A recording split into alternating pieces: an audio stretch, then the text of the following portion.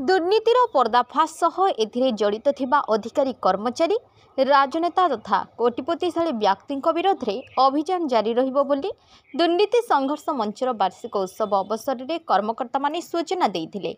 एही परिप्रेक्षी में सहरर जेआरसी भवन परिसर में आयोजित एक सांबादिक सम्मेलन में दुर्नीति संघर्ष मंचर राज्य सभापति अवसरप्राप्त विचारपति उमाचरण मिश्र, साधारण संपादक जगबंधु षडंगी, जिला सभापति पूर्णचंद्र महापात्र, संपादक महेश्वर प्रधान प्रमुख जोगदे संगठनर आभिमुख्य कार्यधारा संपर्क में सूचना देथिले।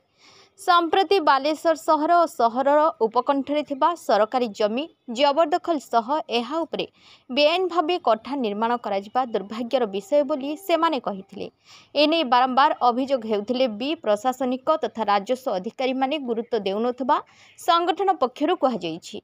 तेबे आगामी दिन में एहाकु नै संगठन आंदोलनात्मक कार्यपंथा ग्रहण कराजिबो बोली कर्मकर्ता माने चेतावनी देइथिले।